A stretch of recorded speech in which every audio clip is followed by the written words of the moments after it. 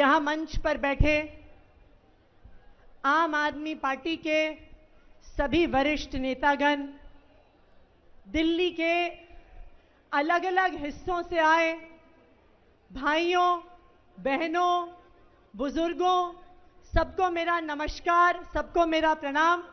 और आप सबको बहुत बहुत धन्यवाद कि इतनी तपती हुई गर्मी में दिल्ली के अलग अलग हिस्सों से यहां आप अरविंद केजरीवाल जी को सुनने आए हैं, उनकी जनता की अदालत में आए हैं। बहुत बहुत धन्यवाद।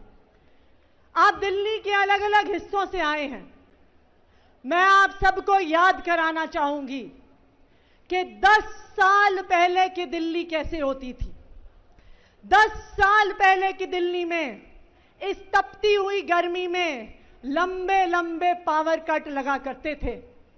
2015 में अरविंद केजरीवाल जी की सरकार बनने से पहले 2014 तक की गर्मी में 8-8 घंटे के पावर कट दिल्ली में लगा करते थे। लंबे लंबे पावर कट लगने के बावजूद महंगे महंगे बिजली के बिल आया करते थे और एक सामान्य मिडिल क्लास का परिवार सोचता था कि बिजली का बिल देने के लिए घर का कोई और खर्चा काटना पड़ेगा, बिजली बिल देने के पैसे नहीं होते थे एक आम परिवार के पास। कच्ची कॉलोनियों में, झुग्गी झोपड़ियों में महिलाओं को घंटों तक पानी के टैंकर के इंतजार में खड़ा होना पड़ता था। हाथ में एक कनस्तर लेके पानी के टैंकर का इंतजार करती थी। पानी की पाइपलाइन नहीं होती थी कच्ची कॉलोनियों में और झुग्गी झोपड़ियों में। सरकारी स्कूलों का जो हाल होता था, जहां आम परिवारों के, गरीब परिवारों के बच्चे जाते थे, स्कूल के अंदर घुसिए तो सबसे पहले टॉयलेट की बदबू आती थी। ऐसे होते थे दिल्ली के सरकारी स्कूल। ना बैठने के लिए टेबल कुर्सी होती थी, ना ब्लैक बोर्ड होता था, ना पंखा होता था, ना पीने को पानी होता था, ना पढ़ाने के लिए टीचर होते थे। ये था 10 साल पहले दिल्ली के सरकारी स्कूलों का हाल। परिवार में कोई एक व्यक्ति बीमार हो जाए तो सरकारी अस्पताल इतने बदहाल होते थे कि कोई अपने परिवार के सदस्य को लेके जाना नहीं चाहता था।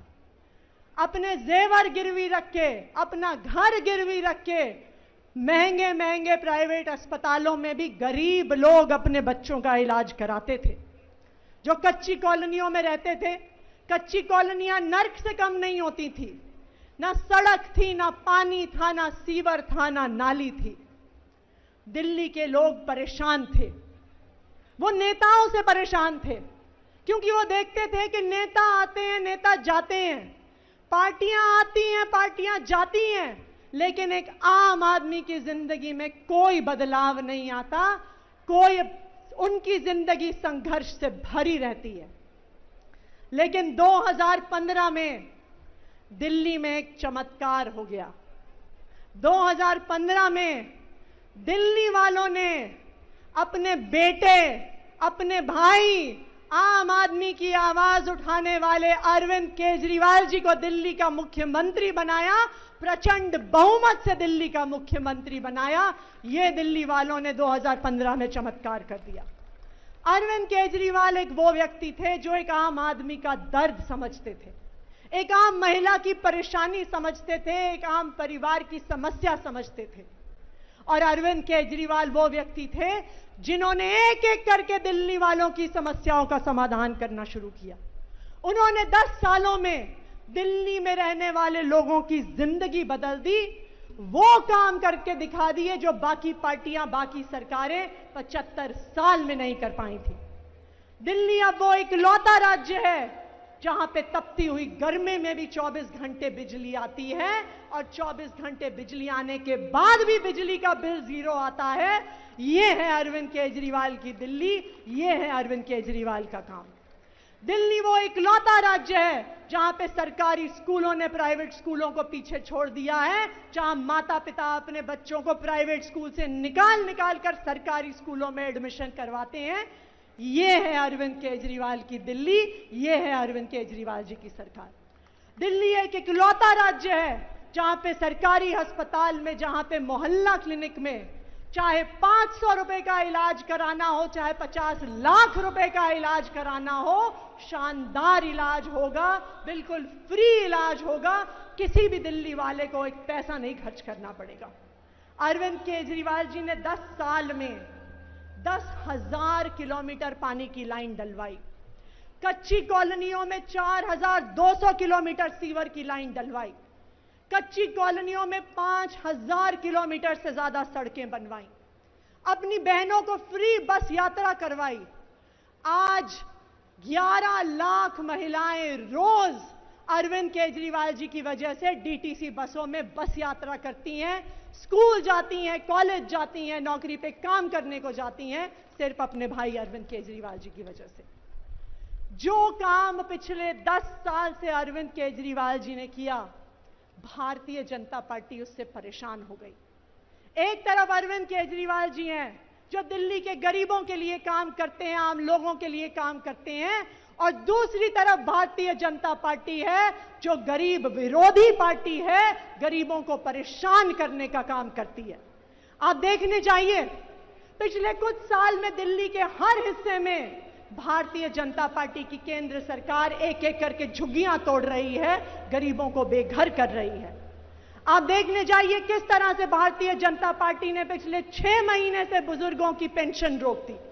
आप देखने जाइए पिछले 6 महीने से गरीब विधवाओं की पेंशन रोक दी।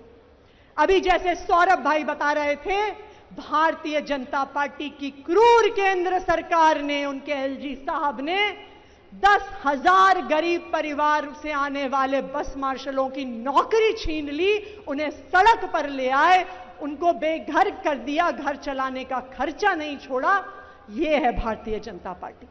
हमने पिछले कुछ दिनों में देखा कि पहले भारतीय जनता पार्टी गरीब लोगों को, बस मार्शलों को नौकरी से निकालती है और उसके बाद उनको बरगलाती है, उनके साथ गंदी राजनीति करती है। लेकिन कल भारतीय जनता पार्टी की सारी गंदी राजनीति एक्सपोज हो गई। जो वादा भारतीय जनता पार्टी के विधायकों ने किया कि हम जाएंगे, एलजी साहब से रेजोल्यूशन साइन कराएंगे, सारी विधानसभा में जो वादा किया वो वादा उन्होंने झुठला दिया।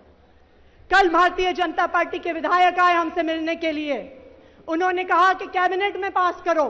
हमने कैबिनेट में पास कर दिया, फिर हमने कहा एलजी साहब के पास चलो, तो भागने लग गए, एलजी साहब के पास जाने को तैयार नहीं थे।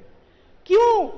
क्योंकि ये गरीब विरोधी हैं, क्योंकि इनके बच्चे तो बने बीसीसीआई के चेयरमैन और हमारे बच्चे बस मार्शल भी ना रहे। यह है भारतीय जनता पार्टी की गंदी राजनीति।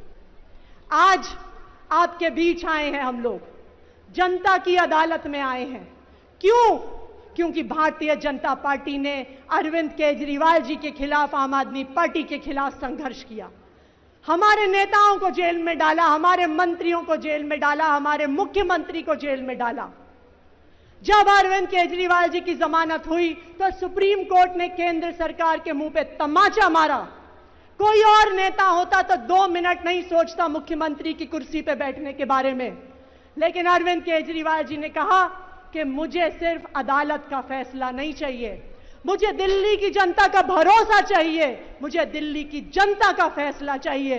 और अब मैं मुख्यमंत्री की कुर्सी पे तभी बैठूंगा जब दिल्ली की जनता मुझ पे भरोसा दिखाएगी, जब दिल्ली की जनता मेरी ईमानदारी पे भरोसा दिखाएगी।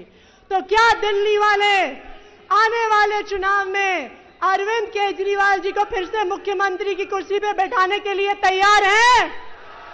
तैयार हैं? पीछे वाले भी अपने हाथ खड़े करके दिखाइए। क्या अरविंद केजरीवाल जी को चुनाव के बाद मुख्यमंत्री की कुर्सी पे बैठाने को तैयार हैं? तैयार हैं? तो अपने घरों से निकल जाइए और दिल्ली वालों को यह संदेश दीजिए कि अब जब वो अपना फैसला लेंगे तभी उनका चहेता बेटा, चहेता भाई अरविंद केजरीवाल दिल्ली की कुर्सी पे बैठेगा। रहिए fight against criminal daily newspaper. आज की खबर में बस इतना ही। वीडियो को लाइक करें और चैनल को सब्सक्राइब कर ले, जिससे आने वाली वीडियो की नोटिफिकेशन आपको मिलती रहे।